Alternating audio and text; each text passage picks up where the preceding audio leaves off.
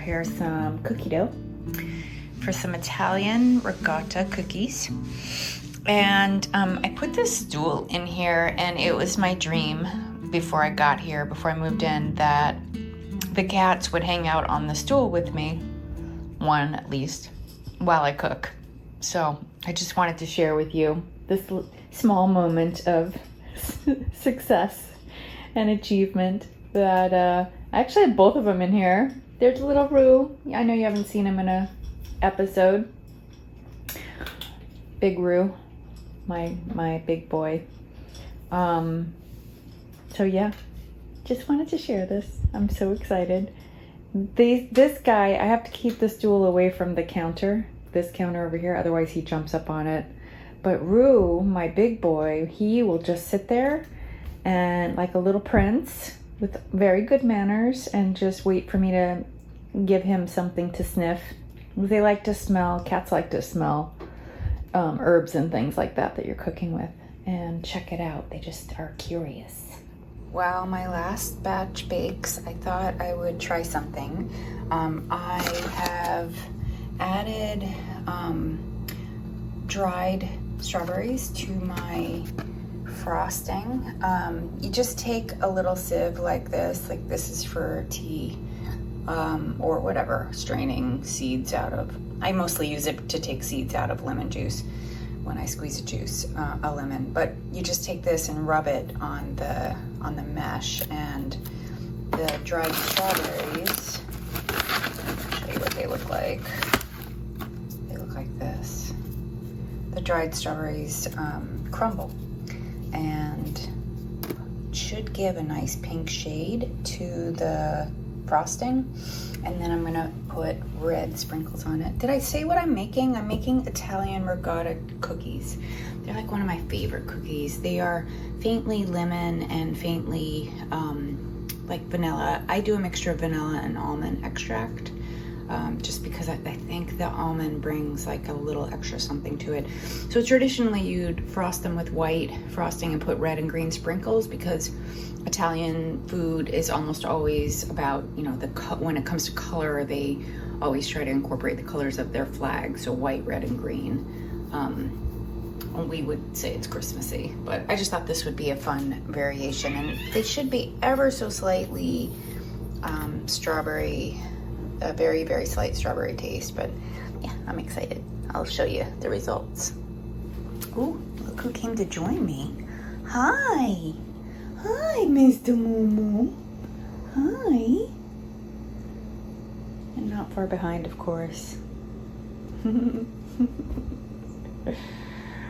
Oh, the exuberant egg. So here's my finished frosting. It does end up having little chunks of strawberry in it, but I think that just makes them more delicious. So I'm going to finish these up, and I'll check back in and show you the finished cookie. Here they are. Here they are, all frosted and sprinkled. They just have to, the frosting is a cream frosting, so it just needs to set. And I'm gonna pop some in the freezer so I have some for when I have guests. And yeah, of course, I'm gonna leave a couple of them out to eat.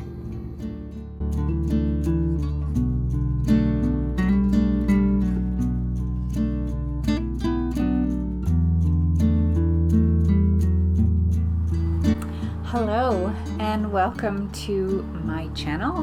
My name is Shannon Bellum, and this is my Knitters Life series here on my channel, Whiskey and Wool. You can find me on Instagram as Whiskey and Wool with 4 O's in the word wool, and also as Whiskey and Wool on Ravelry, if you are so inclined, if you can be there, or if it's accessible to you. That's what I'm trying to say. How are you? I hope you are doing well. Thank you so much for all of the positive feedback and comments that you all left on my last episode when I was feeling a little overwhelmed and a little down. Yeah, it's been something else. This year has not been what I expected. I guess that's life, though. Life throws you curveballs all the time, and our ability to adapt is probably very, if not most important, very important. I hope you enjoyed the intro clips. I just wanted to share with you a little baking moment. One of the joys of having my own kitchen is that I can now bake whenever I want and not feel like I'm inconveniencing another family. So there was a question from a longtime viewer in the comments about they thought I lived alone before. I lived in an apartment. I rented an apartment in my sister's house. So she has a very large house. She's a very successful business person. So I rented the top floor of her house, and I didn't have my own kitchen. I shared with them, and you might have seen it if you watch some of my old vlogmases and stuff. You would have seen her family around whenever I was down in the kitchen. Although you may have just thought it was because it was Christmas time that they were around, which is true. A lot of times there's no one down there, but anyway. Long story short, I now have my own kitchen, and I am taking advantage. This morning I made buttermilk pancakes. I just made a big batch and froze some so I could easily heat them up for another workday morning or something. They were so good. I put fresh bananas on them. I should have photographed them. I should have vlogged it, but I didn't. I was just in another world. We are having a gorgeous day here in New Jersey where I live. I live right across the Hudson River in West New York, New Jersey, and yeah, it is gorgeous out. So I thought I would take advantage and record because I'm able to have the air conditioners off instead of turning them off and talking as fast as I can for 45 minutes before I need to put them back on. I actually can leave them off. The windows are open. You might hear a little ambient noise, although my neighborhood is really quiet. It's very urban. I can run up the street for milk or eggs or juice, whatever, wine. Everything is right here, walkable. Lots of amazing restaurants, walkable. I love my new neighborhood so much. I've had so much fun exploring it. But yeah, it's pretty quiet. Occasionally we'll hear sirens, but I'm on the 6th floor. I'm on the top floor of my building, and it is, you could hear a pin drop. It's usually pretty quiet. So anyway, welcome, and thanks for dropping in and checking me out. I am going to jump into the knitting. I have finished, I was trying to remember, I believe this is a new FO, my cat blanket, right? Yeah, this is a new FO. I think last time I showed you just a little bit of it. Oh, and I'm recording in some of my turquoise things are going to fade into the background. I'm recording in my bedroom in my home office setup because I just thought it might be a little easier, instead of being up on a high stool, I'm on, I'm sitting in a chair. You actually saw the chair in the intro. Rue was sitting in it. That's my home office setup. And yeah, I just brought all my knitting and stuff in here because one, it's by a window and the light is beautiful, but also just having places to put stuff where I'm not going to have to reach too far, I think is a little better than sitting up at my workbench. Some of that ambient noise I was talking about. Okay, anyway, the walls. So the camera is really, so turquoise is my favorite color. I've said this a few times. I love turquoise and silver. I love them together, and I really love I can't find my color wheel, by the way. I cannot find. I'm gonna order a new one. I do not know where it is. It's stashed somewhere. Across the color wheel, the high contrast color for turquoise is red violet. So a lot of what I do, a lot of the things, because I love turquoise and red violet is such a perfect contrast to turquoise. A lot of what I'm knitting and what I wear and what I have around me are these colors, with turquoise being the star Just so we're clear. Anyway, the camera does not pick up turquoise very well, or it kind of grays it out. So the wall behind me is much grayer looking on screen than it is in reality. I will try to tweak color a bit, but we'll see. I'm usually not successful with turquoise, so we're just going to deal with it. Oh, and also there's a piece of artwork behind me that I think I can tilt the camera up and you can get a full look at it. It's this is art that I made.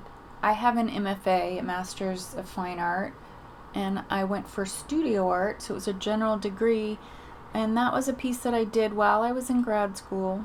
It's a Buddha covered by some organic material. I can't give my secrets away. I'm teasing. Yeah, so just so you know what you're looking at in the background, it's a hand. It's patting me on the shoulder, sort of. But yeah, a lot of the art in my apartment is work that I made, and either loved so much I didn't want to part with them, or they just didn't sell back from when I sold work. But a lot of the artwork also is work from friends of mine that are artists, and just pieces I've collected from them from various shows and such. So just so you know, just so you kind of get the gist. Back to the knitting. You're here for knitting, right? Although this is Knitter's Life, so you do get a bit of this life stuff mixed in with the knitting. So yes, I finished my turquoise cat blanket. It's quite small. The cats love it. I actually have a photo. My project photo is the one where I laid this down as soon as it was dry. I put it on the ottoman in my living room, and Egg laid on it immediately. Egg is my Scottish Fold kitten. He is 5 months. In case you're new, he's almost 6 months. And Rue is my silver British short hair, and he is 9. So I thought when we moved to an apartment he might like a companion, but he's an introvert and he was happy being a lonely cat. Little did I know. I actually do think he enjoys Rue's company. Egg's company. I introduced Egg in the last episode if you want to know a little bit more about him. But yes, my cat blanket is done. It is knit holding together 10 strands of scraps. It's a scrappy project. And knit on US size 17 or 12 millimeter needles. And you can swap in and out DK or worsted weight, substituting that for 2 strands of fingering weight. And throughout most of this, I was holding a DK, I believe, throughout the whole thing. Yeah. So I was really only knitting with like 8 strands, 8 or 7 strands at times. I do have some ends I need to trim, I see. But yeah, it's really a fun project, and it eats up so much of your bibs and bobs. I have now made, earlier this year, I made a black one, a purple blue one, and a gold one. My scraps are gone. Like, I have enough of some blue greens to make one more cat size blanket. Oh, and I made a pink cat size blanket before. And I have a batch of reds and oranges that I could probably make a cat size blanket. So, I'm not looking to put one on the needles again anytime soon, but it's in the back of my head. I'll probably do it in the next year or so. I love these they're cat magnets. So, cats shed, and especially Rue, my British short hair, his coat is so thick. You touch him and you just get a wad of hair. He's that kind of cat. And so I brush him constantly. Whenever he comes by me, I'm like brushing him to get his coat out. So putting these down, it draws the cats. They lay on it. When they get, filled with hair, and throw it in the wash, hang dry, you're all set. So it's really great. I throw it in the wash even though there is some handspun in here. And even though there might be some non-superwash in here, I just do it anyway because it's fine if it changes shape a little bit. It's okay. It's all good. I don't mind. Moving on. Finished objects. This is the only other finished object I have. I finished Julie's Vertices Unite baby blanket. I had made her one before that was orange and blue mostly. I made it for her before she was born, so when I found out they were pregnant. And then when I found out she was going to be a girl before she was born, I put these colors together, but I never made the blanket. I just didn't get around to it.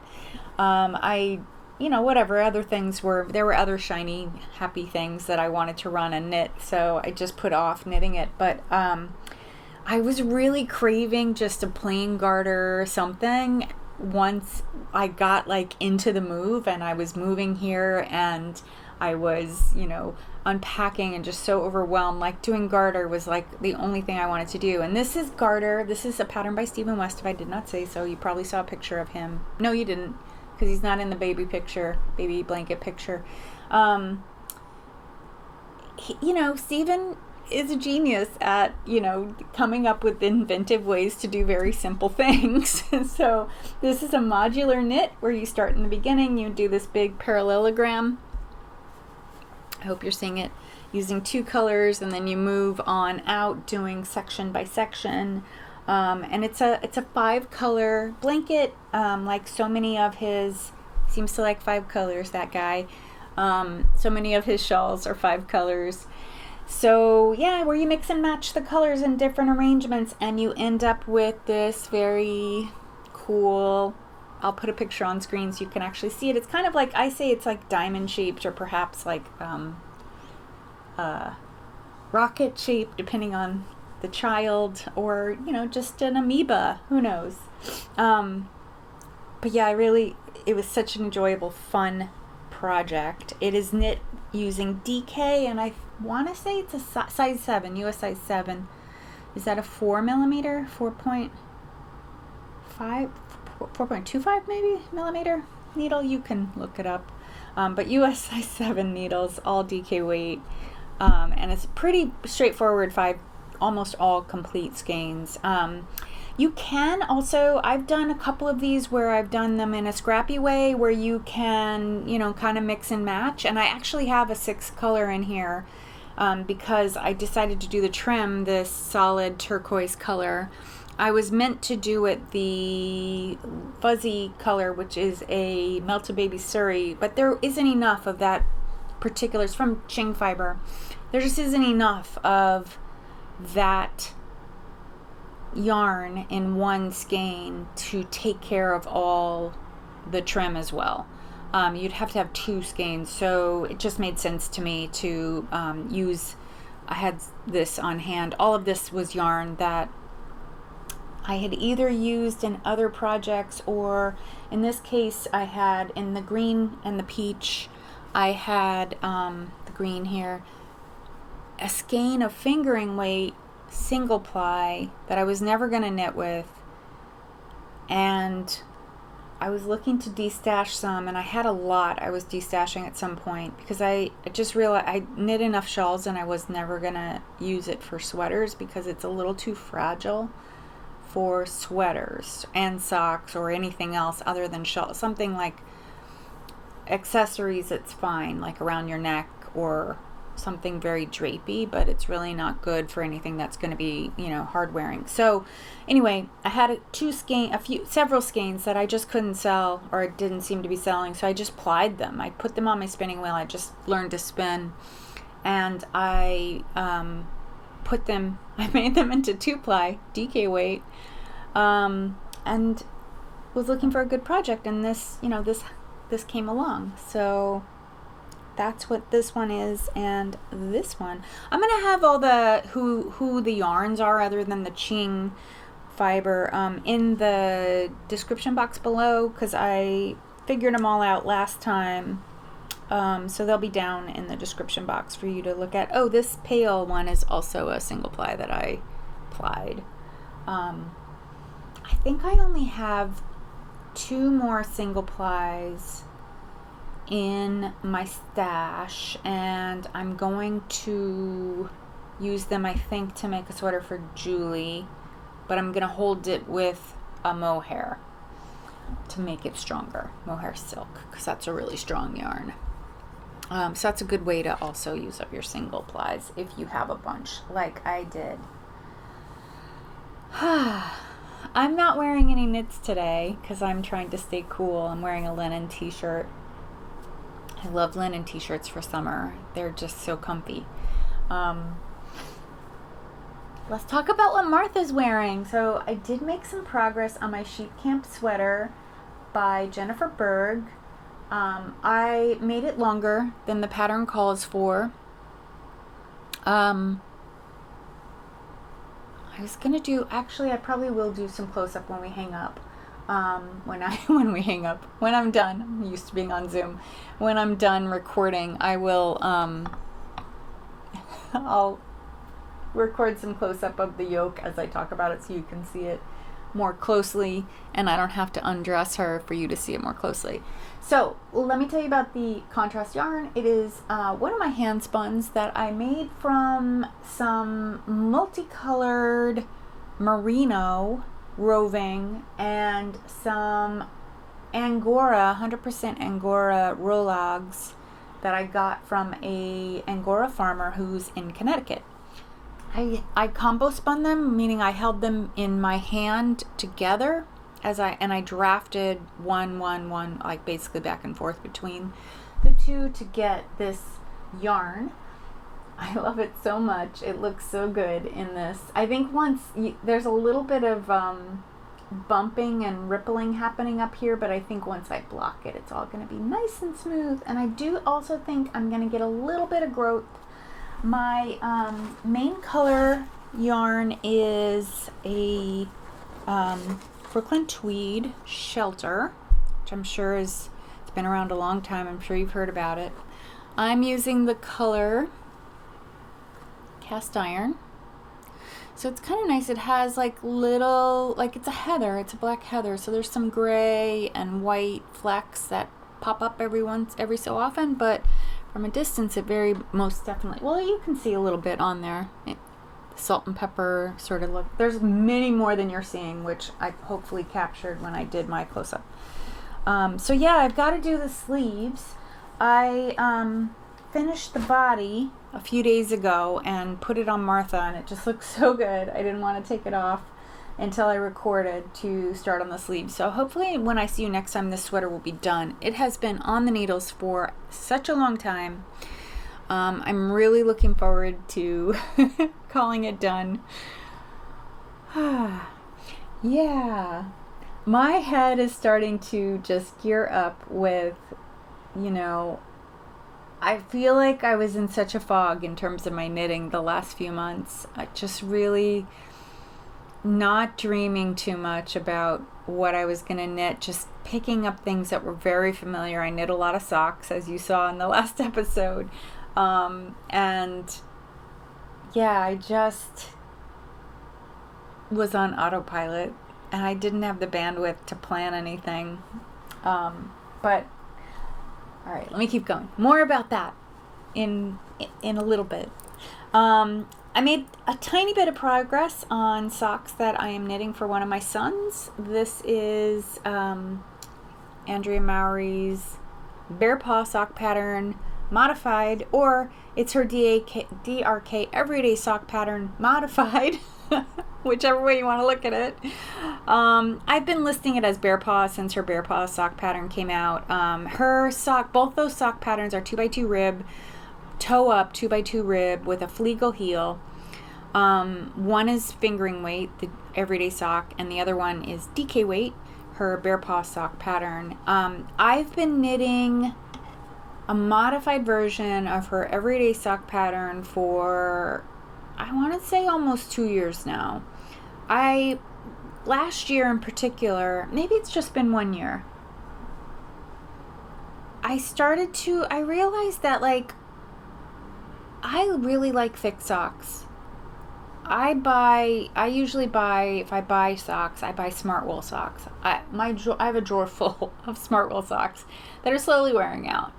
And those are what I wear all the time. Like if I'm wearing socks, those are what I wear. By the way, summertime, I'm wearing sandals all the time. I only wear shoes to run or bike ride or any other athletic thing. I may wear shoes, but I wear wool socks. Anytime I put socks on, I'm putting on smart wool socks or hand knit socks. And I realized that like the fingering weight hand knit socks aren't heavy enough for me because I really am used to having a thick sock on. Whether I'm running or doing other things, I wear very thick socks. Wool running socks are actually pretty nice. I should try. Maybe down the road I'll try making some shorty socks for me and try running in them and see how I like them. Although it seems like such a waste of a hand knit sock to wear them running because they'd probably wear out really fast.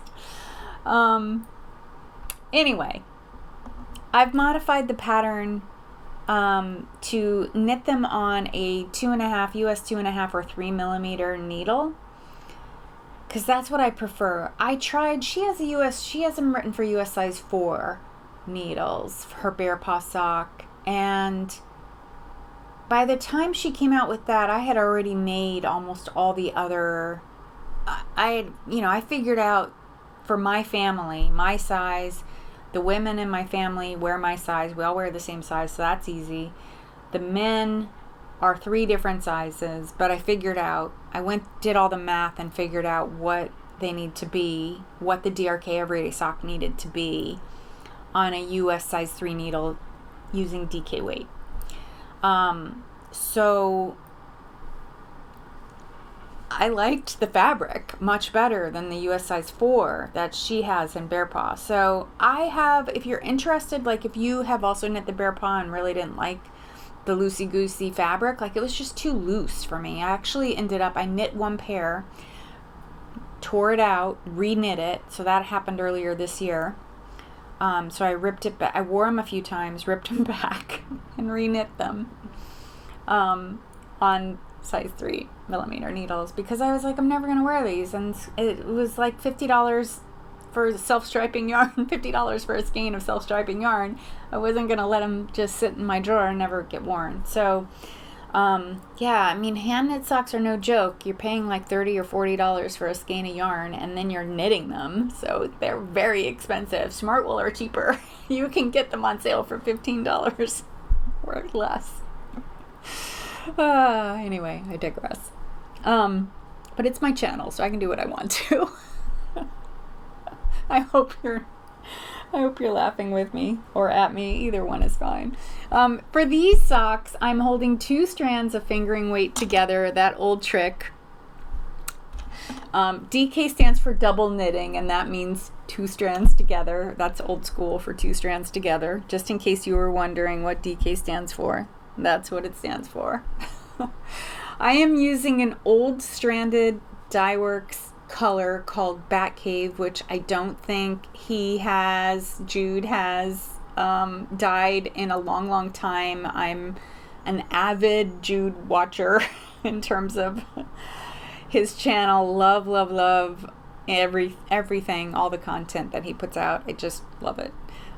So never miss an episode. I have not seen Bat Cave for a long while, since I bought it pretty much. But it's a really beautiful, this is an MCN, it's a really beautiful natural with black and gold speckles. It's so pretty. That's very accurate color right there. And my 2 skeins, I don't know what I thought I was going to make with them. I just think I wanted them. They're not perfect matches. So one is more gray and the other one is more defined black speckles. And that happens with indie dyed yarn, so I'm not complaining, just pointing it out. So I'm kind of glad that I'm holding 2 strands together and it doesn't matter. But yeah, did not make a lot of progress on these. If you've been watching for a while, you know that my small sock projects and hat projects are usually my take to work, bring to work knitting or if I'm going to the doctor, whatever, if my like travel knitting, my like carry it around with me and work on it when I'm waiting for something project. And the last couple weeks I really haven't been doing too much of that. I spent a lot of time working from home this past week, so just by virtue of this stuff going on in my life, so yeah, not much love there. What else do I have? Oh, I have, and I didn't bring it over. Okay, I'm gonna have to go get it.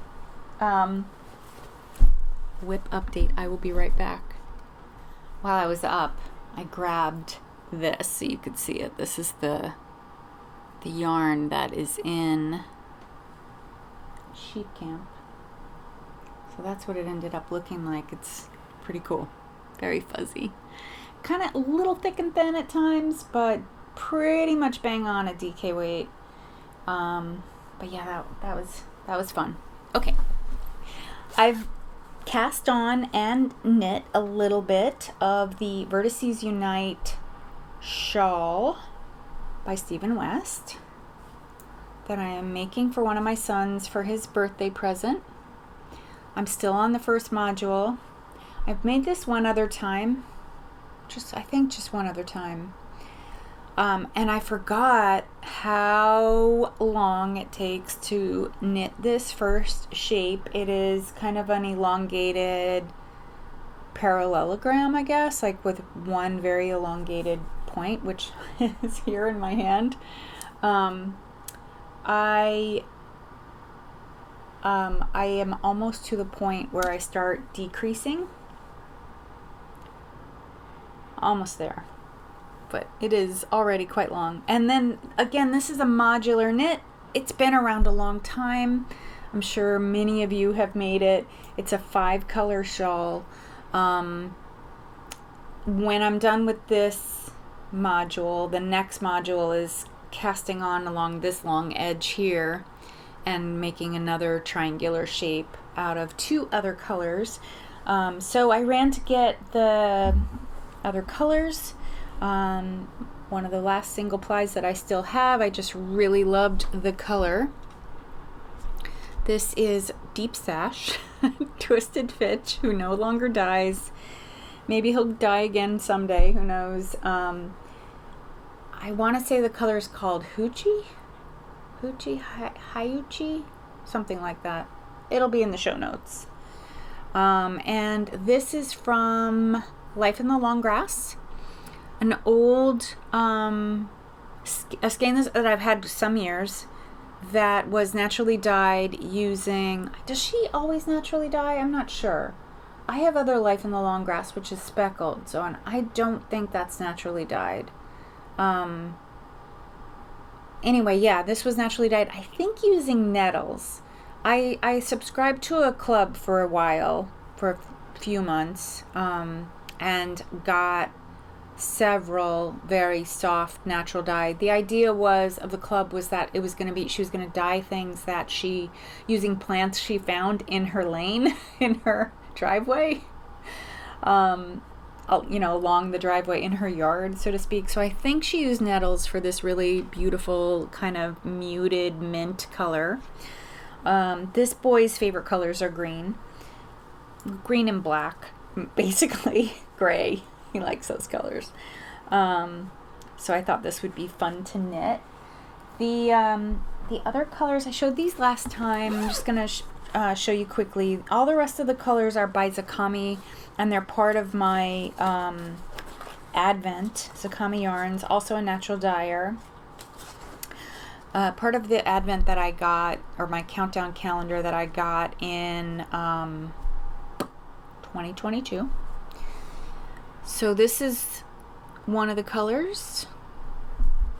I don't think that they have, that one's called Woodruff, so maybe that's part of her main line. And then the rest of them are going to be, so these 2 will be one color. They're mini skeins, so I'm just putting together mini skeins. That's going to be one of the colors, and then the other color, there's one color that takes very little yardage. The other color is going to be this collection here of mini skeins. I'll figure out how I'm going to combine them.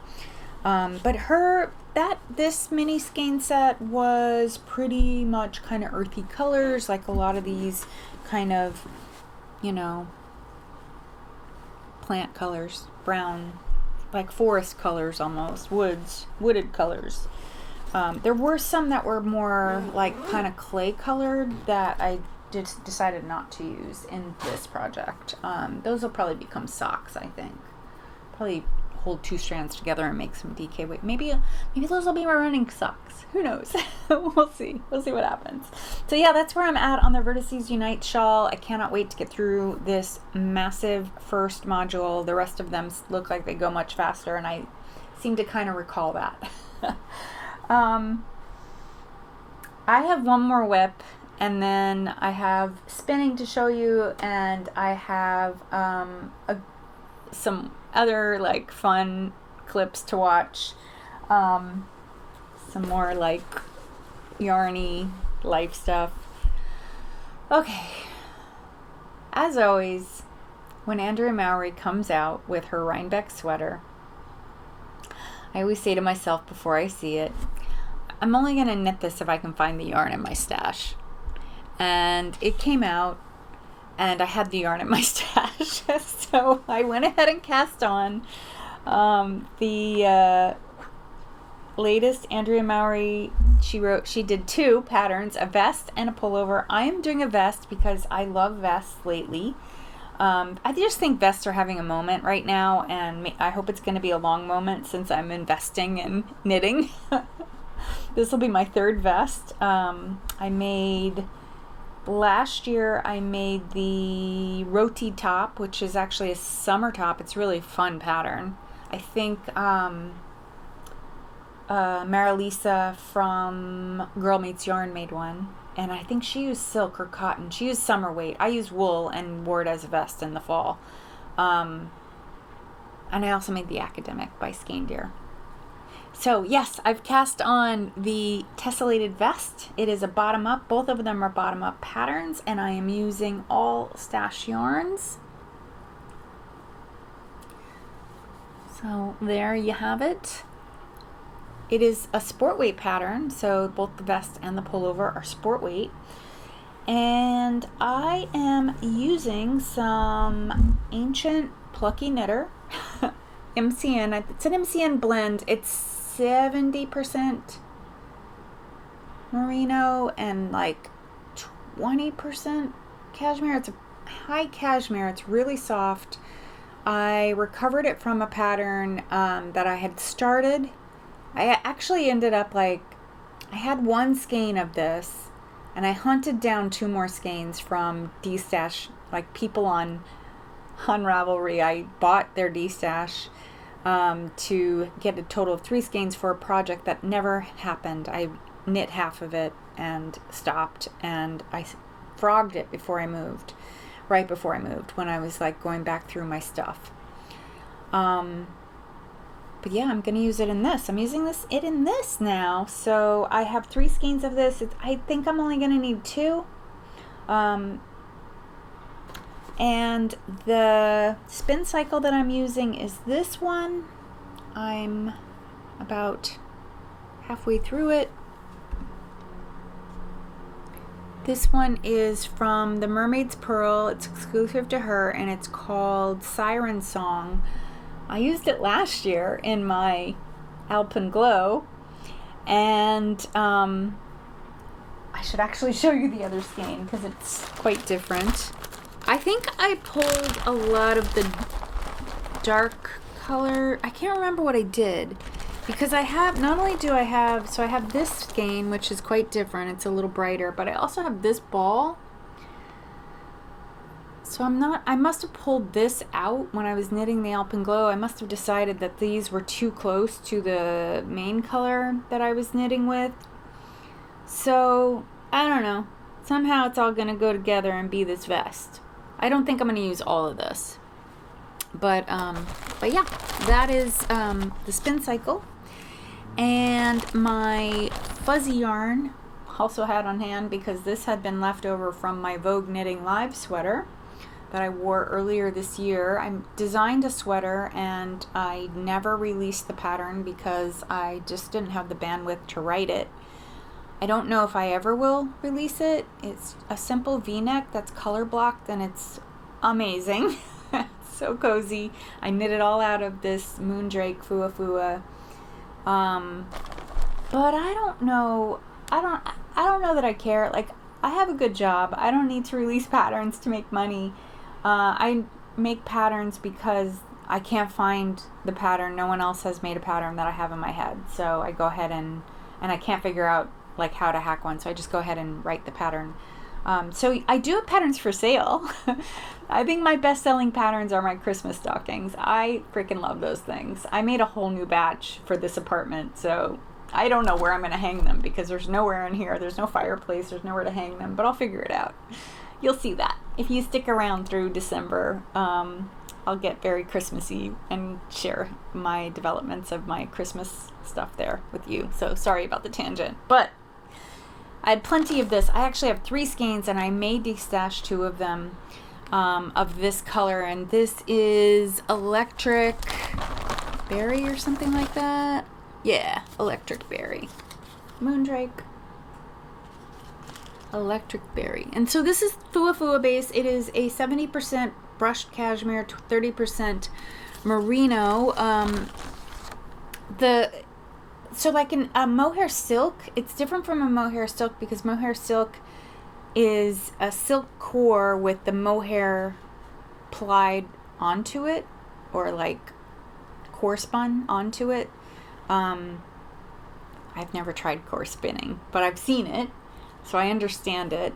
But it's basically taking these long fibers and they go onto the core in a T shape, like this.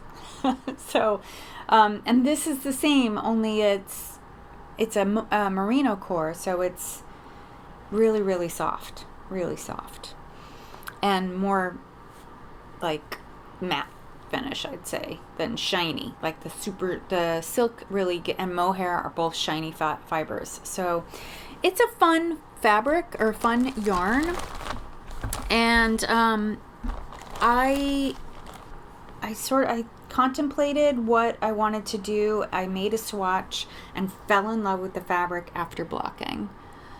So if you're kind of up in the air, oh my gosh, it feels so good.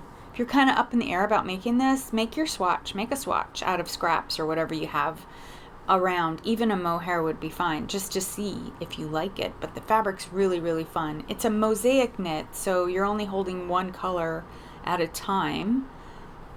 And, it's pretty simple. If you made the shifties, any of the shifties, the shifty cowl or the night shift shawl or the shifty sweater. Is there a shifty hat too? I don't know. It seems like she did a lot of shifty things. Anyway, it's similar fabric. But it's really genius in its simplicity. And what I noticed in looking at the sample knits, here's your color lesson today, even though I don't have my color wheel.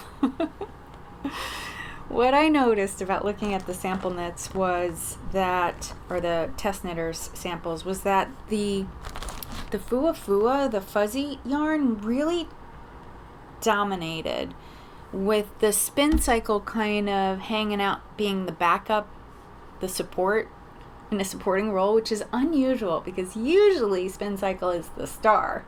But I think the Fua Fua is the star in this pattern.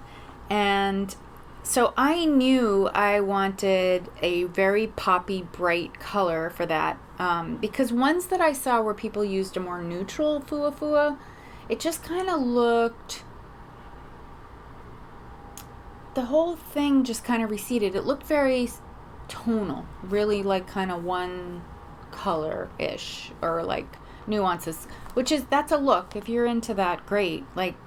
But I knew for me, I wanted a more high contrast. So I chose a very neutral background color and 2 high contrast, again, that turquoise and red violet being on either side across from each other on a color wheel. That means that's the highest contrast. So I chose those to make like a, you know, a poppy, very pop color. So I think it's gonna be so fun. And I really think on the whole, when people look at me, they're going to notice the fuchsia, not the blue. Blue is there to just kind of support. Yeah, and I'm actually really interested to see how this like sort of orangey sunset-ish color change is gonna look with the pink. I think it's gonna look, or with the fuchsia, it's gonna look so good. Very, very fun. This is fun and addictive, this knit. I imagine this will be done the next time I see you. Because it's so addictive. All right. And it's so, talking about like suddenly having space for planning. I don't know, do I have a clip of this already? I might have a clip of this already. Do I? I do. I have a couple clips of this. I'm just going to preface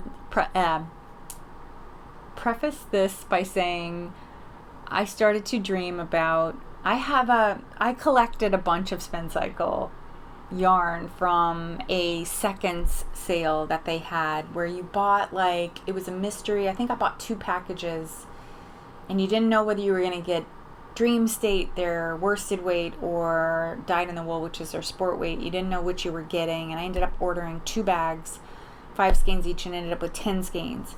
Because I was like, I can always use a skein. Like, putting a skein in here or there into a project is pretty easy, pretty nice.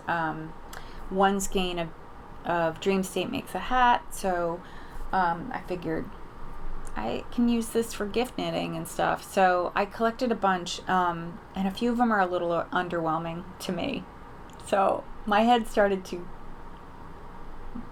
turn and start to think about all the different ways I might be able to use this yarn. So yeah, watch the clip. I got some Le Garçon sport weight, their new British sport weight base. It is the softest yarn. I am so excited to knit with it. I've been wanting to try their British line for the longest while, and I just haven't had an excuse. So the tessellated vest gave me an excuse. I have these super underwhelming Spin Cycle colors, at least underwhelming to me, and I started to turn and think how this lime green Fua would just look amazing in, with this super neutral Spin Cycle and a black base. I thought it would be perfect. Pull this out just to show you, and now that I have been thinking about it, I actually think I really like this combo quite a lot. And I think on the black, this yarn from Le Garçons is so nice. It is so soft. I've really wanted to knit with it, so I'm so excited to get this going. I gotta get my other one done, or at least something off the needles before I put something else on the needles. So yeah, I'm so excited to get going on this project. I think I talked to you about it completely, so if I didn't, I'll come back and talk to you again about it. Okay. I have a little bit of reorganization. I have a reorganization clip I'm going to have you watch. And then when you come back, I'm going to show you some spinning. I got more bin clips for the baskets that I've got my yarn organized in. So I'm going to spend a little time right now just going through some and reorganizing some of these baskets, because I kind of want to just take stock. I really want to work on knitting from my stash, so I think what I'm going to do is do some setting up of future projects, and I have a couple ideas, so I'm going to share a little bit with you. I also have an idea on how to deal with this and make this narrow area look a little bit more presentable. I think there are very low baskets like these that I think will go there, and I can use that to store some of the stuff that I've just like kind of shoved in there. But yeah, I also know there's space in some of these baskets, so I want to consolidate, because the idea is to get as much of this off of the bench as possible. These plastic bins are some fleece, so I'm also gonna pull out some fleece for spinning for my next couple spin projects, just to get that organized as well. So yeah, I'll kind of take you along. I'm not gonna do a blow by blow because I don't think it's gonna be that interesting, but when I get to peak moments, I'll show you what I find. Okay, I didn't really film any of the process, but I can tell you that I was successful in reorganizing. I have a bin that's labeled, you can see it right down there, it says Single Skeins Pink Family, and in it were some red and orange skeins, and I was like, this is weird, thought I had a lot more pink, and then I opened up another basket and found that it wasn't labeled, and found that there was a ton of pink and red and orange, so I regrouped the red and oranges together and put all the pink together. And then I just labeled some of the other baskets, and it turns out I'm short 2 labels, so at some point I'm gonna go and get another bit. But two other little projects that I put together. I wanted to use up some of my pink skeins, and also I want to knit more sweaters for Julie, my granddaughter, who's 2.5, and I thought maybe holding 2 strands together of these indie dyed single skeins that I've had hanging around forever might be a good idea. So I chose these 2 to put together. This is Vita Lifestyle Halloween colorway that I bought 2 years ago at the first Cake Wool. So whenever that was, I think 2 or 3 years ago. So, and then this is some Teeny Button Studio that I've had for a very long time as well, and I think held together these will be really cool. It'll have a little bit of a Halloween vibe, but I don't think it'll scream Halloween. And then I thought I need about 500 yards to make her a sweater, so holding these 2 together will give me about 450. I thought I would do cuffs and trim, neck cuff and bottom trim with this.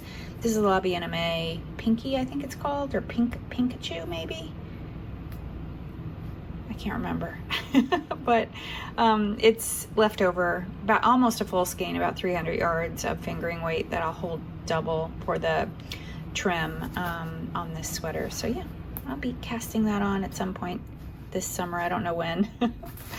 I also found this old skein that I got in a swap from Plucky Knitter. It's very old. It's an indie dyed speckle skein. I divided it in 2, not very evenly, as you can see, because I'm gonna make socks out of it. And I don't know anything about this yarn. I have a feeling that it has cashmere in it. I don't even know the yardage, but I'm assuming it's, somewhere in that 300, 400 range, so yards. So it should be plenty for a pair of socks held double. I'll be holding it double for socks. So yeah, so I'd been thinking about that for a while. I was glad to come across that. It's just generally good for me to look at my yarn from time to time. I do keep everything in Ravelry as up to date, and that's usually the way when I'm shopping my stash, I'm using Ravelry.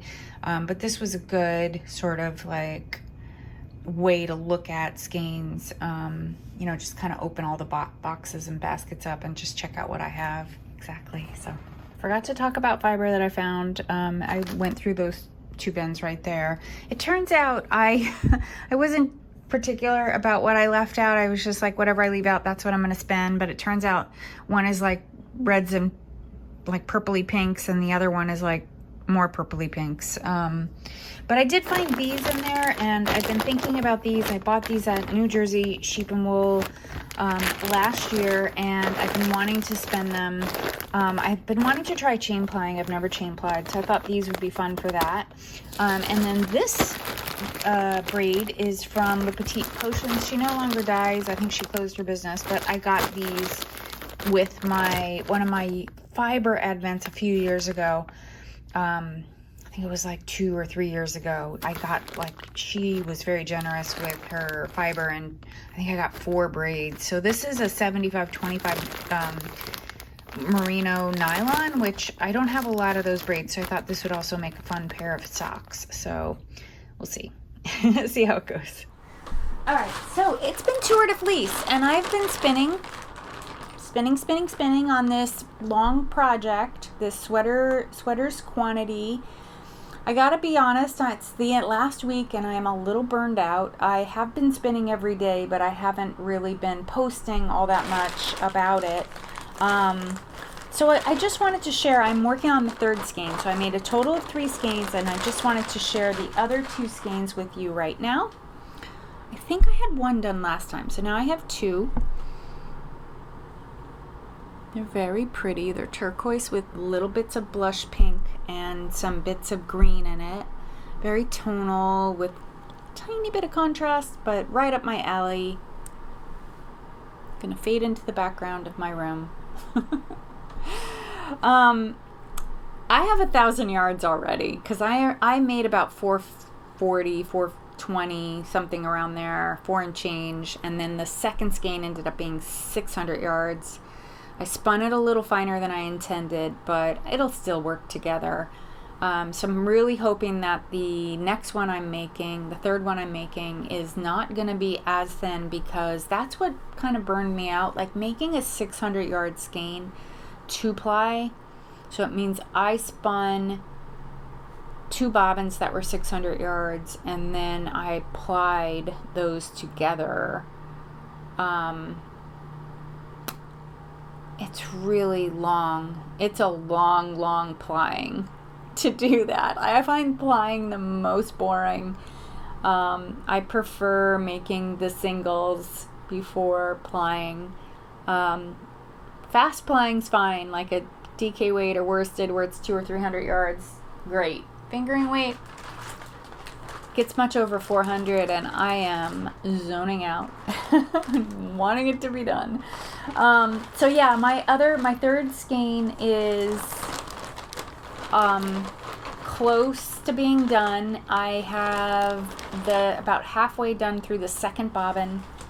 I just wanted to share that the fiber is from Kim Dyes Yarn. She's one of my favorite fiber suppliers.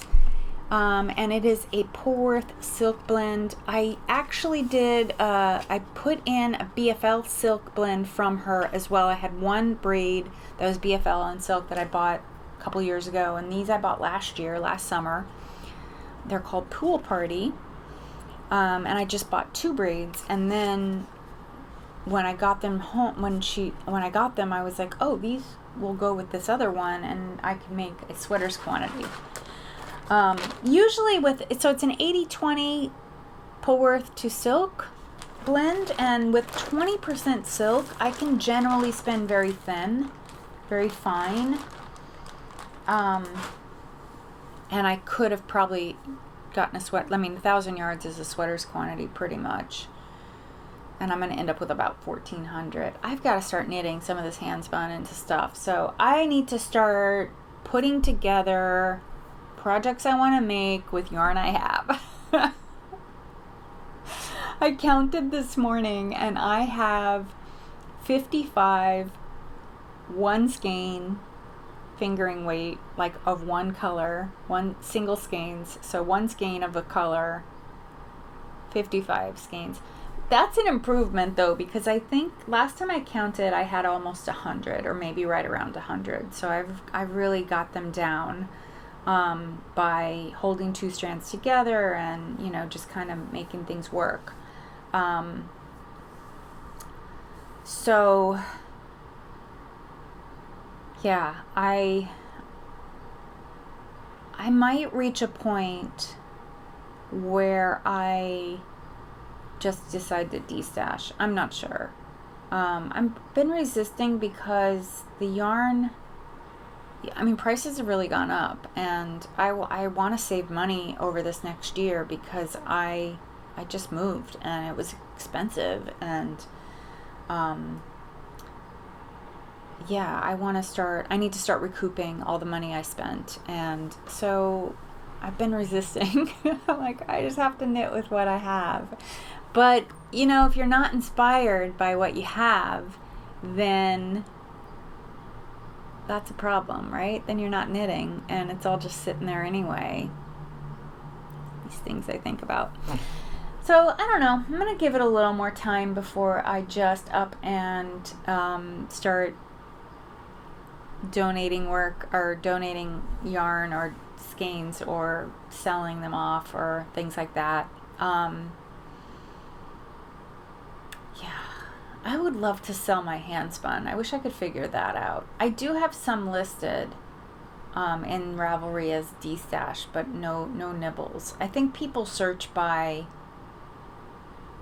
search by handspun, right? They search by brands that they're looking for. Like, I know when I'm buying D-stash, I might think, I need a gray sport weight. Let me just see. And then Ravelry also sorts it by the most recent postings on top. So you almost have to take things down and put them back up again to keep your yarn at the top. Don't tell them I said that. But I think that's a technique that would work, I think. All right, I have a little bit of house stuff if you're interested and you want to stick around.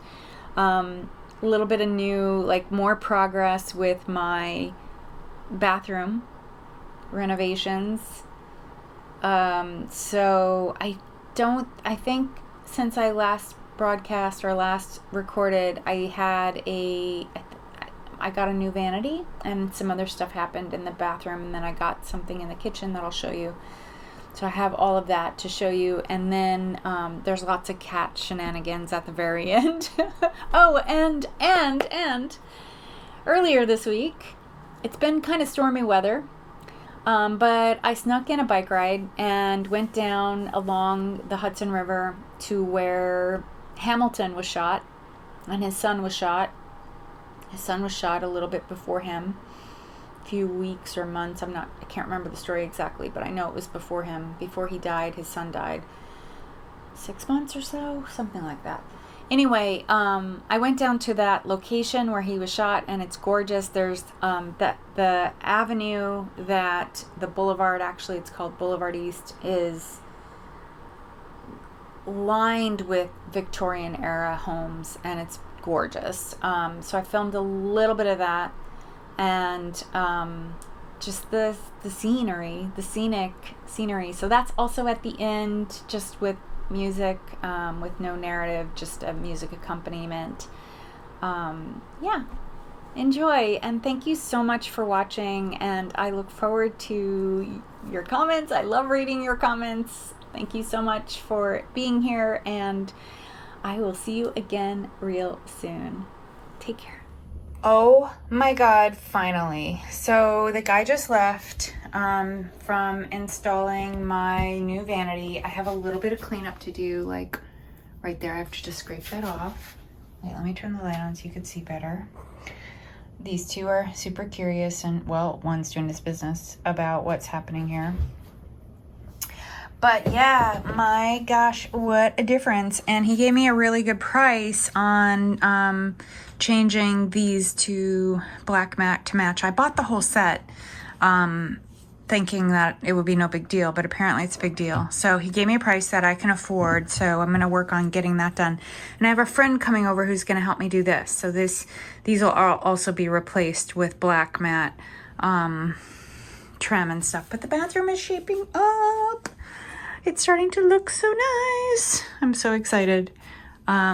Yeah, so this is, and the last thing will be the shower door, which I think this man will also do for me. He's all about he's really like a Mr. Fix-It. So I feel really lucky that I found somebody finally who can do this work for me. And yeah, I think I showed you this before. Oh, and my friend also promised to help me hang the shower shelves. But if he can't, I'll ask this guy to do it, and I'll have to pay him. My friend is free. But yeah, if he can't, then... So yes, but isn't it so good? It's so good. The only bad thing, I may as well point out, he had to cut the wood. So this would have been a solid floor. But he had to cut it for the pipes. And that's not uncommon. That happens frequently, especially in old buildings. And I have this set up just with some, I haven't quite organized it. He told me not to mess around with it too much because the caulking still has to dry. So he said to give it until tomorrow morning. So I just put a couple things in there very gently and we'll deal with it later. But isn't this so beautiful? Oh my God, I love it. The only thing I want to complain about is that the company did not give me a black one of these, but I'm going to see if I can find one and I'll have him put it in when he comes back to do the shower and tub. I just put these up. I'm so happy. It was really nerve-wracking drilling into tile, but I did it. So I put up this towel rack here that matches my faucet, and it's the same brand and like the whole group. And then I purchased these from Etsy, an Etsy person in Ohio, I think. I purchased the ones from the kitchen from the guy in upstate New York, but his delivery was longer when I went back to get shelves for the bathroom. And yeah, anyway, oh my God, I am so happy that these are up because it just completely changes, you know, the whole ambiance of the shower area, because I had it all like grouped in over there where the plants are. My shampoo and stuff, and my towel is, you know, it's a couple steps out of the shower to get my towel when I'm done. And I have a tub shower, and eventually I'll be putting in a shower door and the fixtures, that the tub shower fixtures will also match the sink fixture. So I'm very excited for that. It's just, you know, I have to pay somebody, and it's a lot of money to have somebody come and get behind the wall and do all of that. So I just need to save up a little bit. And after I do the fixtures, then I'll get the shower door installed, and the shower door will be clear, and it's also going to have black. But you know, eventually. But this made me so happy. I've had these things for a long time. I just haven't, and I even had the drill bits to drill into tile. I was just too scared to do it. So I finally just, after a few weeks of having them all sit around, I was just like, okay, I'm gonna do it. I'm just gonna do it. What's the worst that happens? I get new tile. I mean, this is very inexpensive tile, so. And it worked out beautifully. I'm so happy. Well, so far, they haven't fallen. So we'll see what happens. This was actually my trial. I put up the little hand towel holder too. That was, because I was like, okay, this is kind of low stakes. So that was the first thing that I put up. So now I have like, getting there. I'm getting to a complete set. I also need to figure out what to do with these things, the litter box cleaners. There's got to be like some sort of really nice storage solution. I've been hanging them here, but you know, they're kind of unsightly, and yeah, I don't know. Got to figure it out. Oh, and one more thing I put up on the back of the door, matching black hook. I don't know whether I'll use it or not. Maybe I'll put a bathrobe there. I don't know. We'll see. On the subject of the bathroom, I forgot. I got this toilet paper storage unit from Yamazaki Home. So it's a Japanese home store. So the toilet paper, when you're ready to restock, comes out the bottom. The rolls I have are a little bit too big, so it's going to be a tight squeeze getting them out. But if I buy regular size rolls instead of mega rolls, I'll be able to fit 12 rolls in that container, and it takes up no space. It's just like kind of hanging out in this corner that just had my toilet cleaning brush there. Store those because they were up there, in the top corner, and now I'm able to make more of a display up there. I'm actually going to take that plant pot, the Buddha face, and it's going to be for the guy in the window. I'll do that at some point in the next few weeks. I burned him. He's a fern, and I gave him too much sun, so he's got some burned leaves, like just in the process of moving and stuff. I just wasn't paying close attention, and I was thinking full sun, sun. So he should be doing better. We'll see what happens. Yeah, I cut off some of the really burnt ones, but you know, plant parent, it's hard. Plant parenting is hard. And kitchen update, I don't think I showed you these, but I got these little puck lights that just stick on the, using tape. You can use drills too, and drill bits, and drill in and screw it into the bottom, but my cabinets are Formica, old 80s style. So just using the tape worked beautifully, and they're just you touch to put them on. So I'm not even, yeah, so I just put in every like 10 inches. So there's 3 of them on this side, and yeah, so it just like brightens up the whole counter underneath. And then I put one in over the sink as well.